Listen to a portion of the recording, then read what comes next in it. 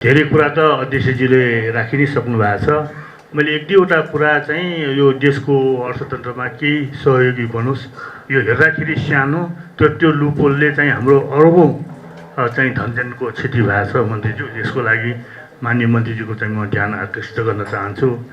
सर्वप्रथम मन्त्रीज्यू, मलाई चाहिँ यसपालिको बजेट विगतमा जस्तो वितरणमुखी नभई उत्पादनमुखी हुनुपर्छ र चाहिँ यो विनियोजित बजेट पनि एउटा समयमै खर्चिने पानी बसाल्नुपर्छ यो मुलुकमा। यो भएपछि अलिकति अर्थतन्त्र चलायमान बन्छ र गतिशील बन्दछ भन्ने कुरा राख्न चाहन्छु। माननीय मन्त्रीज्यूले जुन बजेटमा डिजिटल सेवा र सुशासन प्रवर्धन गर्ने जुन कार्यक्रम समावेश गरेको छ यो निकै स्वागतयोग्य छ। अब हामी नेपालीले पनि विदेशमा पनि लगानी गर्ने अवसर पाएका छौँ। यो ढोका खुलेकोमा निश्चित रूपमा अब हामी नेपालीहरू यहाँ मात्र होइन विदेशमा पनि कमाएर वान डोर ट्याक्स सिस्टमबाट चाहिँ केही रकम भित्राउन सकिन्छ भन्ने कुरा म राख्न चाहन्छु। र अहिले जुन मन्त्रीज्यूलाई करको दरमा अलिकति ठुलो हृदयले चाहिँ खुला गर्नुभएको छ र चाहिँ अझै पनि राजस्व वृद्धिको लागि केही ठाउँहरू जस्तो मैले के आग्रह गर्न चाहन्छु भन्दाखेरि अलिकति दायरा बढाउनको लागि अलिकति बढाउन कोसिस त भएको छ। यो दायरा बढाउनको लागि नागरिकता दिँदाखेरि मन्त्रीज्यू यो प्यान कार्डको विधि लागू गरौँ। यो भएपछि सबैको हातमा चाहिँ प्यान कार्ड पुग्छ र चाहिँ करको दायरामा आउँछ भन्ने कुरा राख्न चाहन्छु। र अर्को कुरा चाहिँ यो एनआरएनलाई छ अब पुँजी चाहिएको छ, एनआरएनको पुँजी भित्राउने भनेर छ। 10औं अरबको उहाँहरूसँग फन्ड ल्याएर त्यतिकै पाक भएर बसेको छ। किन भन्दाखेरि उहाँहरूले लगानी गर्दाखेरि नागरिकता नहुने नेसनल आइडी कार्ड चाहिने भन्ने कुरा आएको छ भनेछु। यो धेरै अप्ठ्यारो भयो र यसलाई चाहिँ अलिकति हटाइनुपर्छ भन्ने कुरा म राख्न चाहन्छु। अहिले अलि सरस्वती देखेको कुरामा चाहिँ सानो हेर्दाखेरि सानो अलिकति मर्काइ परेको चाहिँ यो विद्युत क्षेत्रमा जुन चाहिँ भ्याट 5% लागू गरिएको छ र चाहिँ यसमा ठिकै छ सरकारलाई राजस्व पनि चाहिन्छ, कति वितरण मात्र गर्ने कहीँ न कहीँ लिने भन्ने विधि अपनाउनु नराम्रो कुरा होइन। तर ड्राई सिजनमा त्यो 5% लिए पनि यो रेनी सिजनमा बिजुली फालाफाल हुन्छ। जुन चाहिँ अब हाइड्रो पावर डेभलपरसँग खरिद गर्दा पनि 2 भाउ छ होइन, 4 रुपियाँ छ, यतातिर 6 रुपियाँ 50 पैसा छ भने सस्तोमा आएको बेलामा कमसेकम यो रेनी सिजनमा बिजुलीको भाउ घटायो भनेदेखि अलिकति आलो भाउमा चाहिँ मलमपट्टि दिया जस्तो हुन्छ भन्ने कुरा राख्न चाहेँ। अहिले अर्को कुरा हामीले गर्नै पर्ने मन्त्रीज्यू, मैले यहाँलाई भेट्दाखेरि पनि भनेको थिएँ, अहिले हामीले विगतमा जस्तो त्यतिकै बसेर भएन, अधिकतम हामीसँग भएको प्राकृतिक स्रोत साधनलाई प्रवर्धन उत्पादन उपभोग कसरी गर्ने भन्ने कुरामा विधिमा हामी जानुपर्छ र चाहिँ हाम्रो जुन जडीबुटीजन्य कुराहरू पनि अलिकति प्रवर्धन प्रशोधन र चाहिँ ब्रान्डिङ गरेर निर्यात गर्ने। म त फेरि पनि दोहोऱ्याउन चाहन्छु, यसपालिको बजेटमा मैले सुन्न पाइनँ चाहिँ यो नेपालमा चाहिँ पश्चिमतिर चाहिँ जुन छ नि खुल्ला डाँडातिर चाहिँ अलि औद्योगिक गाँजालाई खेती गरेर नन्नारगोटी यसलाई चाहिँ अलिकति कमर्सियल गर्ने र चाहिँ वन जङ्गललाई पनि अलिकति ढलेको पलेको रुखलाई चाहिँ कमर्सियलाइज गर्ने, वृक्षारोपणको विधि गयो भने हाम्रो अलिकति आर्थिक समृद्धि हुन्छ भन्ने कुरा राख्दै मेरो 2 शब्द यही टुनाउँछु। धन्यवाद, नमस्कार। नीतिहरू लागू गरिनु पूर्व त्यसको प्रभावको मूल्याङ्कन गरेर ल्याउँदा अर्थतन्त्रमा त्यसले सहजता दिन्छ। हालै हाम्रो यो यातायात व्यवस्था विभागले सार्वजनिक गाडीको 81 दर्ता रोकिदिँदाखेरि उद्यमी व्यवसायीहरू त एकपल्ट त एकदम उन्नतको नै पर्न गए, किनभने न एलसी खोलेको के अर्डर गरेको के गर्ने, भन्सारमा आइपुगेको के गर्ने। अहिले हाल आएर सायद बागमती अञ्चलमा मात्रै एउटा फुकुवा गरिएको छ। यसर्थ कुनै पनि नीति ल्याउनु भन्दा अगाडि यसरी उसको उद्यमी व्यवसायीहरूमा पर्ने प्रभावको विश्लेषण भयो भने त्यसले निजी क्षेत्रलाई आर्थिक स्थायित्वमा धेरै ठुलो सहजता दिन्छ। लगानी मैत्री ऐन कानुनहरू विगतमा ऐन कानुनहरू तयार एवं लागू भएपछिको प्रभावकारिताको विश्लेषण गरिँदा अब उपरान्त आर्थिक ऐन कानुनहरूको निर्माण एवं परिमार्जनका प्रारम्भिक मस्यौदा स्वतन्त्र विधिबाट नै तयार गर्नुपर्ने सुझाव राख्न चाहन्छौँ। निजी क्षेत्रप्रति अझै पनि अनुदार भावनाले ग्रसित पुरानो कर्मचारी तन्त्रबाट नै त्यस्तो मस्यौदा बनाउँदा व्यावसायिक वातावरणमा सहजता दिने सम्भावना धेरै नै न्यून रहन्छ। प्रशासनिक पुनर्संरचना र पुँजीगत खर्च सम्बन्धमा माननीय मन्त्रीज्यू, प्रशासनिक खर्च कटौतीले पुँजीगत बजेट विनियोजन बढाई आर्थिक वृद्धिको लक्ष्य पूरा गर्न सहयोग मिल्नेछ। सरकारले 1 अरब पुँजीगत खर्च गर्दा 4 अरब बराबरको आर्थिक क्रियाशीलता बढ्ने गर्दछ। यसले लगानी, रोजगारी, उत्पादनमा बढोत्तरी हुनेछ। यसपल्ट माननीय मन्त्रीज्यूले जुन 37 बिलियनको पुँजीगत खर्चको लक्ष्य राख्नुभएको छ। यसलाई सुरुदेखि नै सावनदेखि नै टाइम बाउन्ड एक्सन प्लान अनुसारको खर्च गरियो भने यसले 1600 बिलियनभन्दा त बढीको आर्थिक गतिविधि विस्तार गर्ने नै हुन्छ। त्यसर्थ यसप्रति ध्यान दिनु अत्यन्त जरुरी छ। र हालै यहाँहरूले सरकारले प्रशासनिक जुन पुनर्संरचना गर्यो त्यसको लागि म आभार व्यक्त गर्न चाहन्छु, किनभने नीतिगत निर्णयका लागि धेरै कार्यालयहरू धाउनुपर्ने झन्झट अन्त्य भई फाइल अड्किने परिपाटीमा पनि यसको व्यापक न्यूनीकरण हुनेछ। यहाँ कम्प्लायन्सको अति नै दबाब बढी भयो माननीय मन्त्रीज्यू, बरु फेसिलिटेसनको नीतिलाई अगाडि बढाउनु पर्यो। नेपालको व्यावसायिक वातावरणमा कम्प्लायन्सको अधिक दबावका कारण असहजता उत्पन्न हुन सकेको छ। हरेक क्षेत्रको आफ्नै नियामकीय निकाय हुँदाहुँदै थप निकायहरूको दबावले औद्योगिक एवं व्यावसायिक क्षेत्र सधैँ त्रासमा नै रहने हुनाले एक सेक्टरमा एक मात्र निकायको उपस्थिति गराउँदा व्यावसायिक वातावरण सहज हुनेछ। आवश्यकता अनुसार नियामकीय निकायहरूको क्षमता अभिवृद्धि तथा संरचना सुदृढीकरण गर्नु पर्यो भने गरिनु पर्दछ। कम्प्लायन्स भन्दा बढी फेसिलिटेसनको नीति अघि बढाइनु पर्दछ। प्रतिस्पर्धी राजस्व नीतिको कुरा अब हामी गरौँ माननीय मन्त्रीज्यू। नेपालको अहिलेको राजस्वमुखी अर्थतन्त्रलाई हामीले आर्थिक गतिविधि विस्तार केन्द्रित नीति आगामी वर्षहरूमा गर्दै जानुपर्नेछ।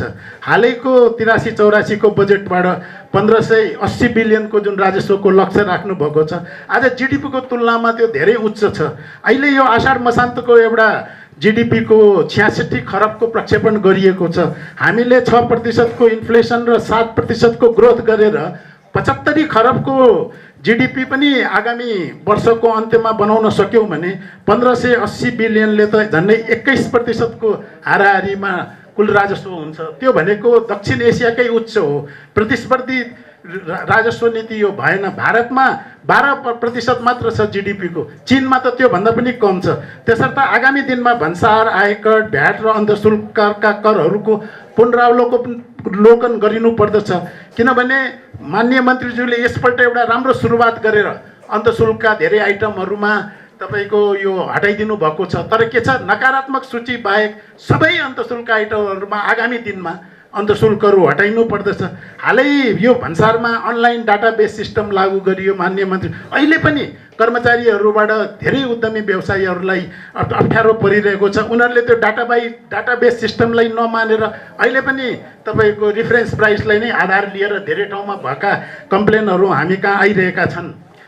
र अब पुँजी निर्माणमा सहजीकरण गर्ने आर्थिक नीतिहरूको यो प्रतिपादन गरिनु पर्यो माननीय मन्त्रीज्यू। कोभिड-19 महामारी पछिको अर्थतन्त्रको कुशल व्यवस्थापन हुन नसकेर लामो समयसम्म झन्डै 6 वर्षसम्म नेपालको अर्थतन्त्र एकदम स्ट्यागफ्लेसनबाट गुज्रिनु परेको छ।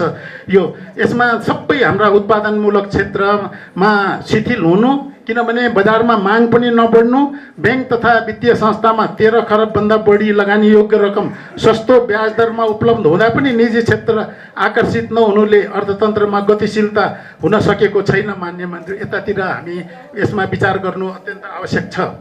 त्यसपछि अहिलेको यो एमआरपी को व्यवस्था, विगतको सरकारले कार्यान्वयनमा ल्याएको एमआरपी व्यवस्था आफ्नो पालामा त कार्यान्वयनमा ल्याइएन, तर अहिले यहाँहरू आएपछि त्यो कार्यान्वयन त्यसको सुरुवात गरियो। त्यसले व्यावसायिक क्षेत्रमा धेरै ठुलो असहजता उत्पन्न भएको छ। आयातमाथि नै निर्भर रहेको अर्थतन्त्रमा भन्सार बिन्दुमा एमआरपी राख्न धेरै नै व्यावसायिक कठिनाइहरू रहेका छन्। किनभने हाम्रो आयातमुखी अर्थतन्त्रमा सानो क्वान्टिटीमा भन्सारमा मालहरू धेरै भेराइटी एकैचोटि ल्याउँदाखेरि आज भन्सारमा न त त्यत्रो पूर्वाधार छ कि त्यो सबै सामानलाई खोलेर त्यसमा एमआरपी को स्टिकर टाँसिदिने। र अर्को के छ, अहिले तपाईँको विश्वमा यो एमआरपी सिस्टम धेरै ठाउँमा हटाइसकिएको छ। यस्तै असहजताले गर्दाखेरि तपाईँको हामी कहाँ पनि यो एमआरपी सिस्टमको व्यावहारिक उपभोक्ता संरक्षण ऐनमा लेखेकोलाई परिमार्जन गर्दै उपभोक्तालाई सूचित हुने गरिकन बिक्री केन्द्रमा एमआरपी व्यवस्था लागिनु पर्दछ। किनभने एकातर्फ हामीले कालो बजार ऐन खारेज गरेर उद्यमी व्यवसायीहरूलाई धेरै उत्साहित बनायौँ। त्यसपछि अब कति तहमा माल बिक्छ, कति मोडेल परिवर्तन हुँदै जान्छ, कति प्राइस समयअनुसार भेरिएसन हुँदै जान्छ, कति अब गार्मेन्टहरूमा हेर्नुहोस् न 10-15% माल बिकेको हुँदैन, तुरुन्तै मोडेल तपाईँको चेन्ज भएर उसलाई सस्तोमा बेच्नुपर्ने स्थिति आउँछ, कति तपाईँको स्किममा दिनुपर्ने हुन्छ।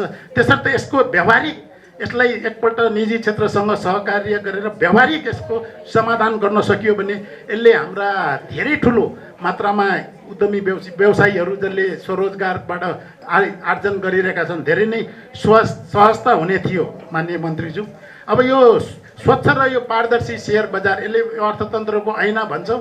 हामी कहाँ यो सेयर बजार यहाँको सरकार र बजेट आएपछि पनि घटेकै छ क्या। यसको पछाडि सरकारी नीति भन्दा पनि विगतका दूरदर्शी नीतिहरूको अभावमा नेपालको सेयर बजारमा स्पेकुलेटिभ व्यापारले प्रश्रय पाएको छ।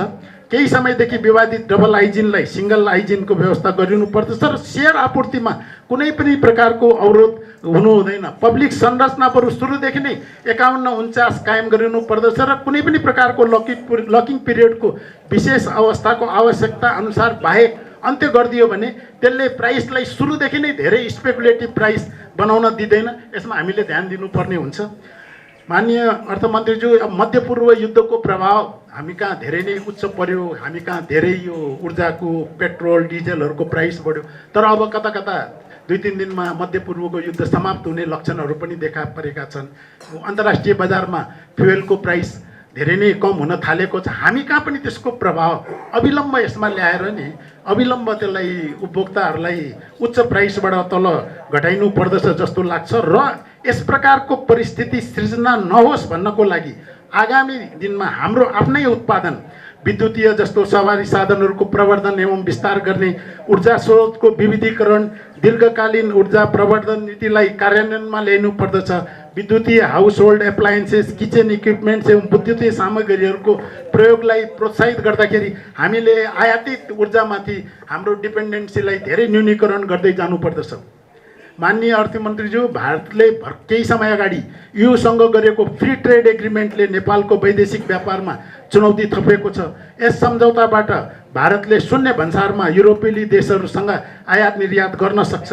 नेपालबाट निर्यात हुने गरेका र उच्च सम्भावना भएका तयारी पोसाक, गलैँचा, हस्तकला लगायतका धेरै वस्तुहरूको निर्यातमा आगामी दिनमा नकारात्मक प्रभाव पर्नेछ। कुनै बेला भारतीय पर्यटकहरूको लागि नेपाल, म एकछिन त झुक्किएँ, यो अर्को बजेट लाग्यो कि भनेर। बल्ल 2 बजेट आएको, तपाईँहरूले यसरी माग राखिराख्नु भएको छ कि अर्को बजेट अब 1-2 महिनामा नै आउनु जस्तो गरेर राखिराख्नु भएको छ। अर्को चाहिँ अब मैले पनि सिक्दैछु तपाईँहरूको होइन यो माग राख्ने शैलीहरू। तपाईँहरूको करिब 50 जति माग हुँदो रहेछ होइन, एउटा डालोमा हुँदो रहेछ। त्यो 50मा मैले 20वटा सम्बोधन गरिदिएँ भने अर्को 20 थपिहाल्नु हुँदो रहेछ तपाईँहरू। सो सधैँ 50 तपाईँहरूको माग, कहिले पनि नरित्तिने, यो बटमलेस पिट भन्छ, कहिले पनि नरित्तिने खाल्डो हुँदो रहेछ है। त्यसैले अब तपाईँहरूले पनि अलि स्ट्राटेजिक भएर ठ्याक्कै यो पुरानो शैली होला, 20 मागौँ 5 त भइहाल्छ भन्ने होला। मसँग 5 माग्नुहोस् 5 दिन्छु म, तर सार्थक कुराहरू, यो फितलो बन्ने भएन क्या। त्यसैले तपाईँहरूले लबिङ गर्नुभयो र कोही आउनु भएन होइन, हामीलाई यति चाहियो उति चाहियो भने अलिअलि अब छलफल गर्नुभयो, दिनुपर्ने काम होइन। अब एउटा कर्मकाण्ड पनि छ, छलफल इत्यादि। तर सो विवेकले निजी क्षेत्रलाई उत्साहित नगरिकन यो अर्थतन्त्र अगाडि जाँदैन भन्ने हाम्रो आफ्नो पार्टीको अर्थ राजनीतिक दर्शन अनुसार नै धेरै कुराहरू युनिल्याटरली गरे हो। तपाईँहरू कसैले लबिङ गरेर मागेर होइन। Income tax 39 marginal rate, top marginal rate 39बाट 29 तपाईँहरूले मागेकै होइन। एभ्री वान वाज सरप्राइज्ड होइन। त्यो यो यति नराम्रो सन्देश गइराखेको छ। 39% टप मार्जिनल रेट भएको देशमा को आउँछ लगानी गर्न? र यहीँका पनि सबै लुकेर छलेर बसिराख्नु भएको छ भनेपछि त्यो अन्डर कभर गर्ने होइन। अब खुलेर आउँ, ट्याक्स तिरौँ, गर्विलो नागरिक बनाउँ, राज्यलाई पनि भरथेक गरौँ भनेर रेट घटाएर रेभेन्यू बढाउने सिद्धान्ततिर हामी गएका छौँ। अब यत्रो वर्ष भइसक्यो, 10 लाख भने त 1 लाख पनि होइन नि मासिक भनेपछि त्यतिमा हामी ट्याक्सै नलाग्ने बनाइदिउँ होइन। 1 खरबभन्दा बढी बक्यौताहरू सब थिचिएर बस्नु भएको छ। यही कोठामा कतिजना हुनु होला? सुरुमा तोकेको कर अलिकति थोरै थियो, त्यहाँबाट शुल्क, त्यहाँबाट दस्तुर, थप दस्तुर, जरिवाना, ब्याज गरेर थचक्कै बस्नु भएको छ। तपाईँहरूले मुद्दा हालिदिनु भयो होला, कतै मुद्दा फर्स्योट हुनलाई वर्षौँ लाग्छ। साँच्चीकै क्लिन हुन भएर नयाँ कार्यक्रम गर्नको लागि, नयाँ उद्यम व्यवसाय गर्नको लागि कि अर्को आइडेन्टिटी बनाएर आउनु पऱ्यो कि विदेशिनु पऱ्यो। यो तपाईँहरूले माग्नु भयो भने हामीले दिएको होइन। ठुलो रिस्क मोलेर यत्रो खर्ब तोकिएको कर सुरुको तिर्नुहोस्, 1% हाम्रो प्रोसेसिङ फी होइन अलिअलि बिजुली खर्च भएको छ, कागज मसी खर्च भएको छ, त्यो तिर्दिनुहोस्, कम क्लिन र स्टार्ट अगेन, नयाँ पुनर्जीवन दिन खोजेको हामीले। यो सबै कुराहरू चाहिँ हामीले we want to be private sector friendly र कुनै व्यक्ति विशेषलाई होइन होल सेक्टरलाई, त्यसरी चाहिँ हामी अगाडि बढिरहेका छौँ। र अब यहाँहरूले पनि प्रायोरिटाइज गरिदिनु होला होइन। अब माग्न पाइयो भनेर केराको बोक्रा समेत माग्नतिर नजानु होला होइन। स्ट्राटेजिक हिसाबले जाउँ। What are the most binding constraints अहिले तपाईँहरूलाई, त्यो 4-5वटा कुराहरू, त्यसमा बरु घनीभूत छलफल गरौँ, प्रोज कन्स होइन, प्रस्तावहरू बनाऊँ, अध्ययनहरू गरौँ, एभिडेन्सका साथ क्याबिनेटमा लगेर सबै कुराको लागि बजेट कुर्नु पर्दैन। हामीले क्याबिनेटबाट पनि नीतिगत निर्णयहरू गर्न सक्छौँ, कति अर्थ मन्त्रालयबाट पनि गर्न सक्छौँ। यसरी रिफर्म गर्दै जाने हो। यो पहिलो वर्ष हामीले धेरै समय पाएनौँ, तपाईँहरू चैतको बिचतिर आयौँ, जेठको बिचमा बजेट, 3-4 हप्ताभन्दा मेहनत गर्न सकेनौँ। तर हामी दाबीका साथ भन्न सक्छौँ 48 सालपछि यति उदार होइन र होल प्याराडाइम नै सिफ्ट गर्ने, उद्यमी व्यवसायीलाई त्यो दोहोरो चरित्र त्यागे हो क्या। पहिला पनि के हुन्थ्यो भने भाषणमा कागजमा समाजवाद उन्मुख भनेको छ, यो निजी क्षेत्र भने त सबै चाहिँ अवाञ्छित लाभ लिइरहेको वर्ग भनेर गाली पनि गरिरहेको छ। फेरि उनीहरूबाटै सहयोग आफ्नो राजनीति चलाउनलाई, सब डबल स्ट्यान्डर्ड हिपोक्रेसी हामीले फालिदिएको हो क्या होइन। जे हो त्यो बोलौँ भनेर चाहिँ हामी गरेका हौँ। अब यो 39%लाई 29%मा गरेको पनि तपाईँहरू ताकि त्यो बाँकी सरप्लस अब लाखौँ सेभ गर्नुहुन्छ उच्च वर्गले गएर बालीमा फुकेटमा होलिडे मनाउन होइन।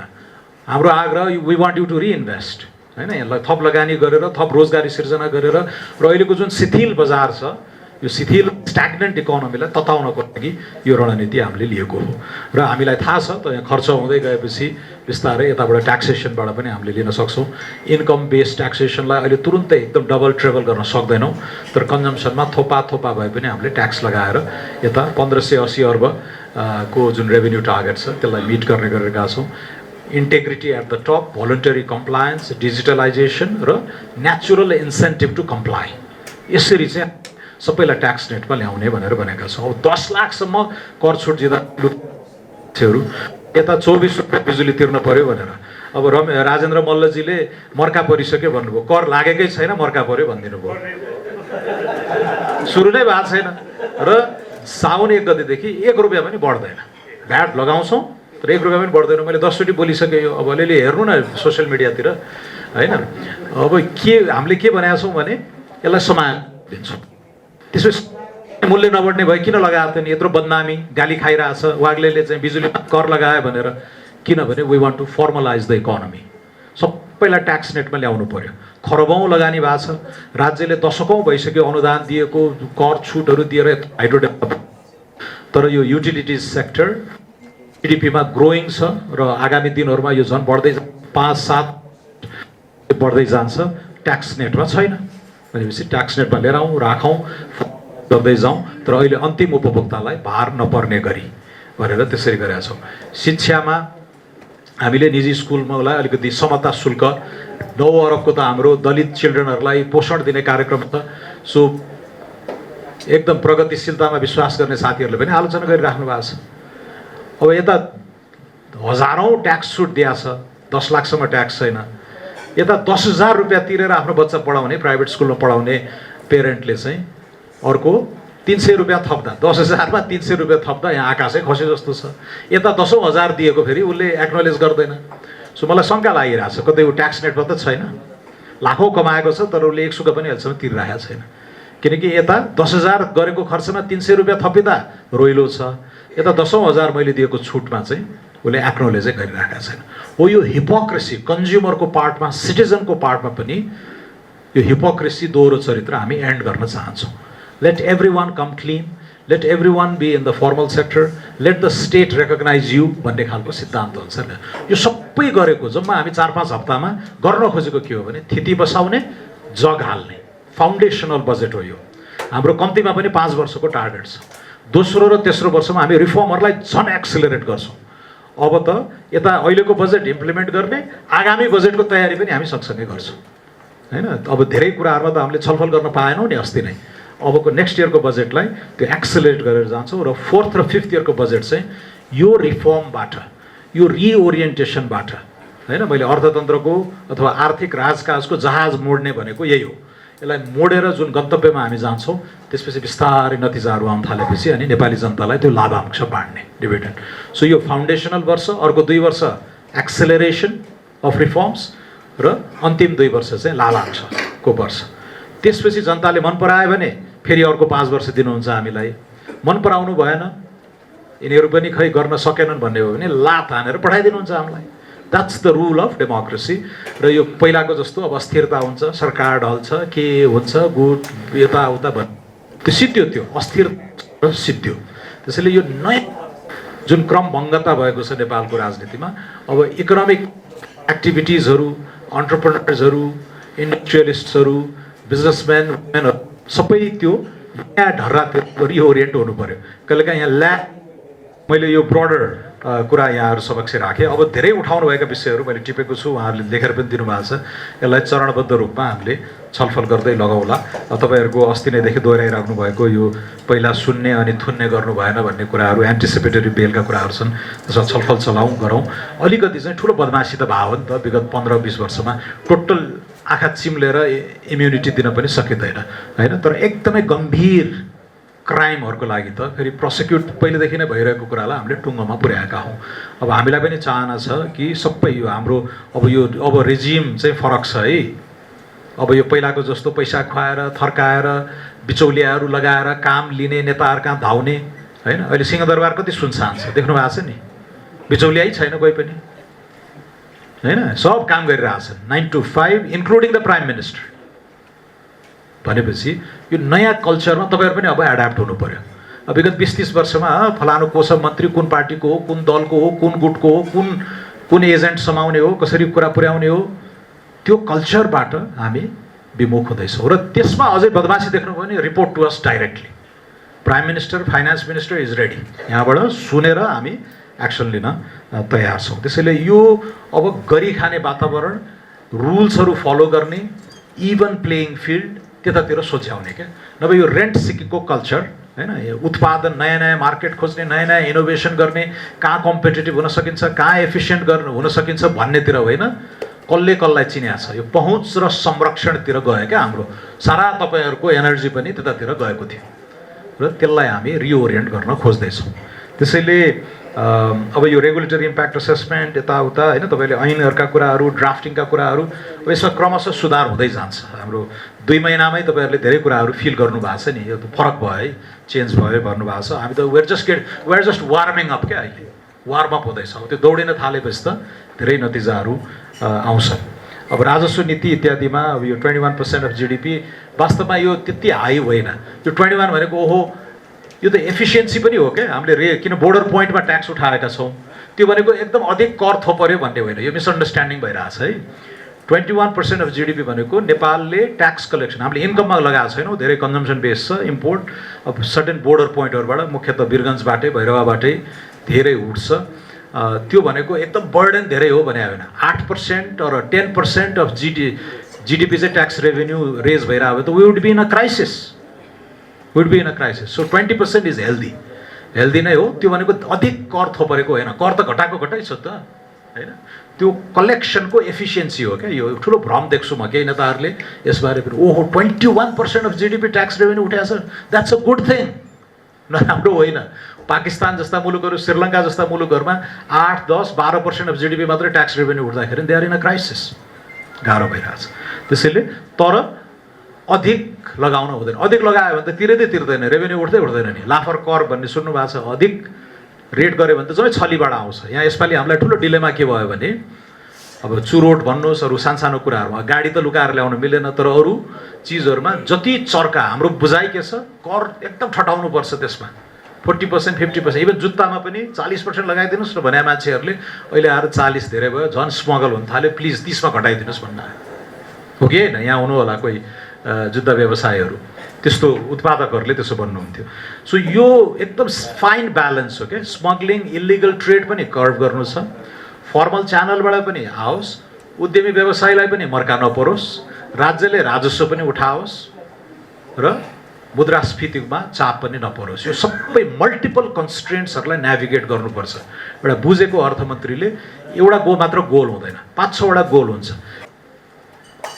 होइन तपाईँहरूकै कति विवाद हुन्छ नि अब यो प्लाइवुडमा बढाइदिनु भयो भन्छ एउटा रिसाइरहेको हुन्छ अर्को घटाइदिनु पर्थ्यो भन्छ अहिले रिसाइरहेको हुन्छ त्यसैले यी कुराहरू कन्फ्लिक्टिङ गोल्सहरूलाई पनि हामीले नेभिगेट गरेर what is in the best interest of the country त्यसरी चाहिँ अगाडि जाने अब यसपालि तपाईँहरूको त्यस्तो हेभी लबिङ थिएन अन्तशुल्कहरू मैले चाहिँ स्क्र्यापै गरिदिएँ 300 जति डोमेस्टिक प्रोडक्सनमा प्रोटेक्ट गरिदिएँ इम्पोर्टमा कर लगाइदिएको छ तर डोमेस्टिक प्रोडक्सनलाई प्रोटेक्ट गर्नको लागि होइन let's see how this goes तपाईँहरूले दाबी गरे अनुसारै चाहिँ हामी भ्यालु एड गर्छौँ हामी चाहिँ सस्टेनेबल हुन्छ अलिकति केही समयलाई अस्थायी संरक्षण दिइदिनुहोस् सस्तो आयातबाट भनेर भन्नुहुन्छ भने त अब तपाईँहरू यहाँ चेम्बरमा फेरि धेरै ट्रेडर्सहरू हुनुहुन्छ होला होइन उत्पाद प्रोड्युसर्स भन्दा अब तपाईँहरूकै टेन्सन छ यहाँ कसलाई सुनौँ मैले ट्रेडर्सलाई सुनौँ कि प्रोड्युसर्सलाई उत्पादकलाई सुनौँ होइन तर what is in the best interest of the country भनेर हामीले हेर्ने हो होइन त्यसैले अब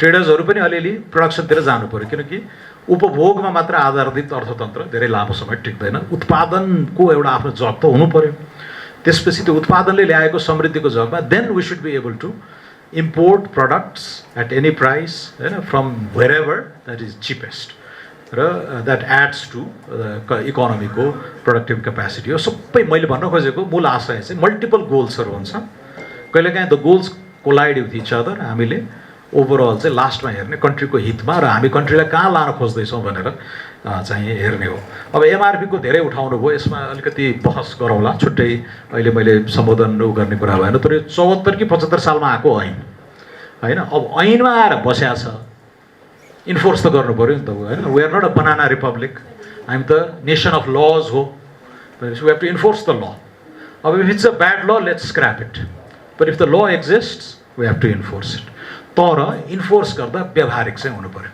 ढडाङ डुडुङ ल भोलिदेखि भनेर त्यो अस्तव्यस्तता त्यसमा मेरो पनि चासो थियो मैले पिएमओसँग उद्योग मन्त्रालयसँग कुरा गरेर अलिकति प्र्याक्टिकल सोल्युसन पनि निकाल्न खोजेकै हो आइसकेका वस्तुलाई डिक्लेयर गरेर आफ्नो गोदामबाट गर्ने र अहिले एलसी खोलेर सामानहरू आउँछन् भने पनि त्यो ल्याग टाइम चाहिँ दिउँ भनेर त्यति बेला कुरा गरेको हो तर इभेन्चुली हामी फर्मल इकोनोमी कन्ज्युमर वेलफेयर जस्ता कुराहरूलाई त एड्रेस गर्नु पऱ्यो नि त्यसैले यसमा चाहिँ अब तपाईँहरू पनि अलिकति एड्याप्ट हुनुपर्छ यद्यपि अनफेयर असाध्यै अनरिजनेबल एकदमै इम्प्र्याक्टिकल कुराहरू छन् भने लेट्स टक होइन हामी पनि रिजनेबल मान्छे हौँ यसलाई सल्भ गरौँला तर अल्टिमेटली जानुपर्ने चाहिँ होइन दुनियाँले अडप्ट गरिरहेको सिस्टमतिरै जानु पऱ्यो नि त फर्मलाइजेसन इत्यादि तर यो ट्रान्जिसनको पिरियडमा असाध्यै अव्यवहारिक केही कुराहरू छन् भने कुरा गरौँ लेट्स टक एन्ड यसलाई गाँठो फुकाउनको लागि आई विल बी ह्याप्पी वित्तीय नीति मौद्रिक नीति इत्यादिको अब हामीले बजेटमा बोलेका थियौँ यो फिस्कल पोलिसीलाई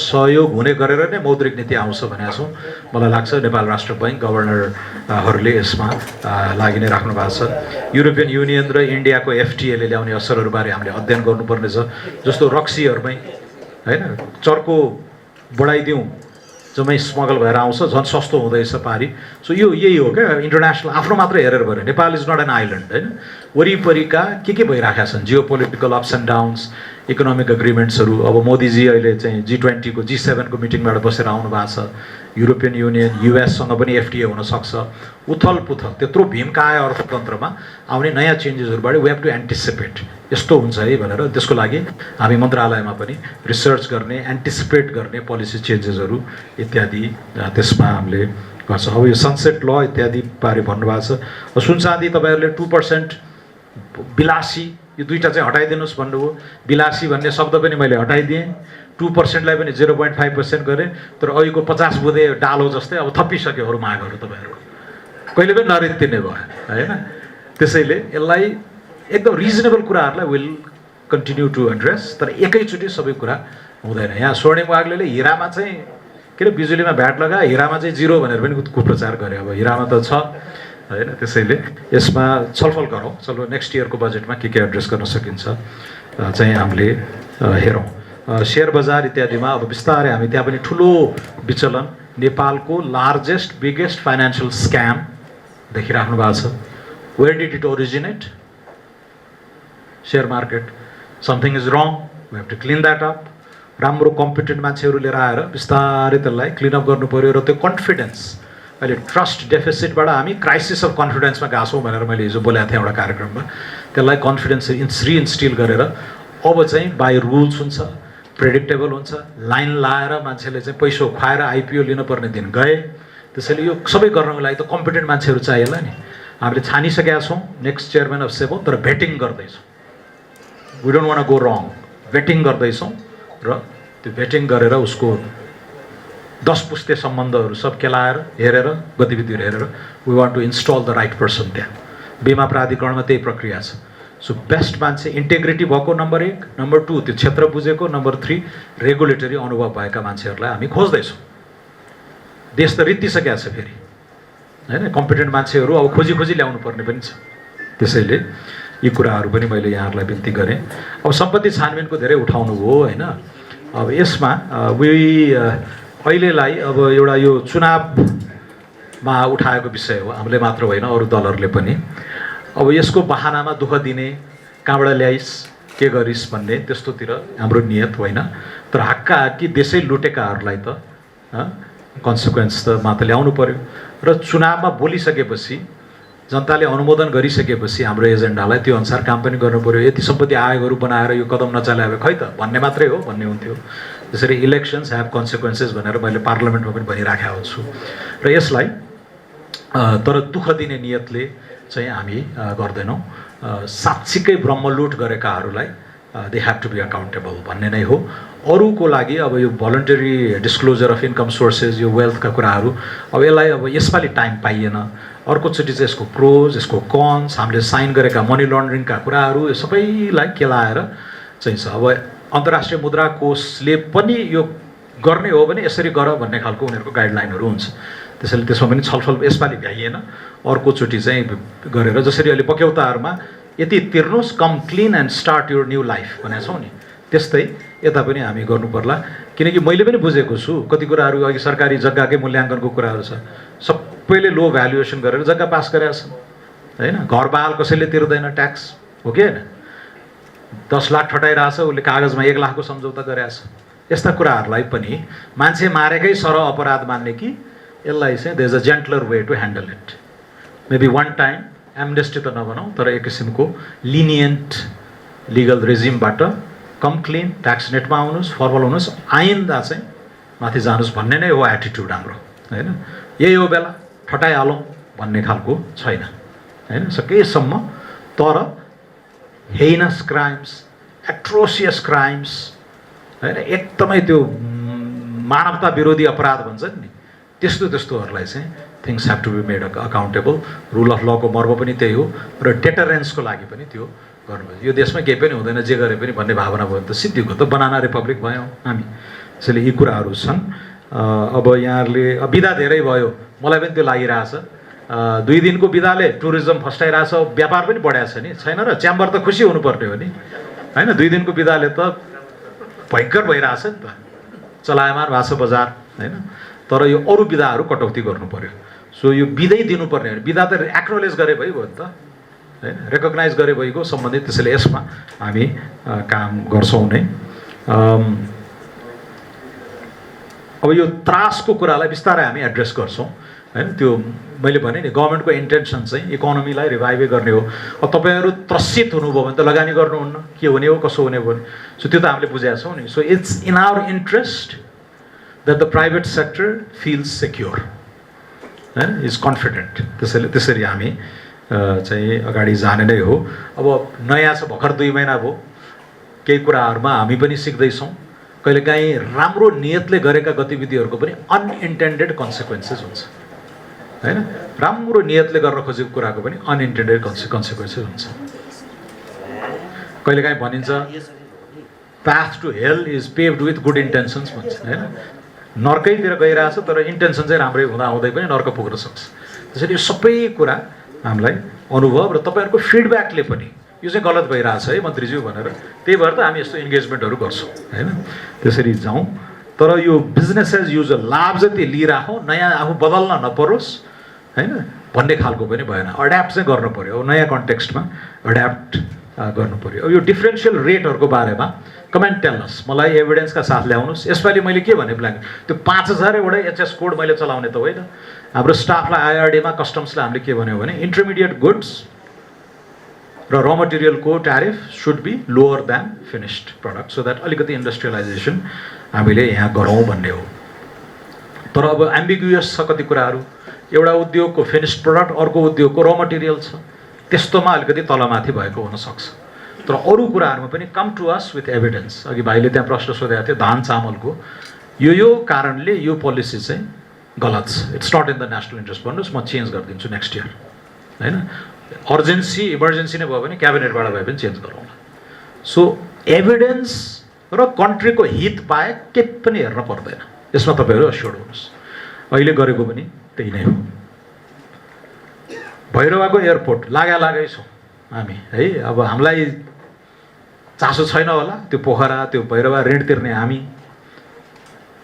होइन? म त त्यो ऋणको फाइल सदर गर्ने त मै हुन्छु, यति किस्ता तिर्नुपर्ने भनेर हरेक दिन। त्यसैले we want both those airports to function as soon as possible. अहिले परराष्ट्र मन्त्रीजी हिन्दुस्तान जानुभयो, चीनबाट अब आज फर्कँदै हुनुहुन्छ। मुख्य एजेन्डा मध्ये यो पनि छ, कसरी यी एयरपोर्टहरूलाई सुचारू गर्ने, एयर रुट्सका कुराहरू, कनेक्टिभिटीका कुराहरू, एयरपोर्ट म्यानेजमेन्टका कुराहरूमा हाम्रो एकदमै जलस्रोत, हवाई उड्डयन, सडक निर्माण लगायतका विषयहरूमा नै हाम्रो अहिले कूटनीतिक इकोनोमिक डिप्लोमेसी चलिरहेको छ। फेरि चरणबद्ध रूपले गरिरहेका छ। हाम्रो पार्टीका सभापति जानुभयो, परराष्ट्र मन्त्री जानुभयो, केही समयपछि म आफै जाउँला, र गोल नै यो थाती राखिएका, कसैले आँट्नै नसकेका, आँखा जुदाएर नेगोसिएट गर्नै नसकेका विषयहरू पनि हामीले उठाइरहेका छौँ। त्यसैले यसमा तपाईँहरूले पनि हामीलाई बल पुर्याउनुपर्छ। रियल स्टेटको यसपालि अलिकति टाइम भ्याइएन। रियल स्टेटलाई जगाउनको लागि यो हदबन्दी लगायतका कुराहरू पनि थिए, हामीले बहसमा ल्यायौँ, तर ठ्याक्कै सम्बोधन गर्नको लागि we didn't have enough evidence.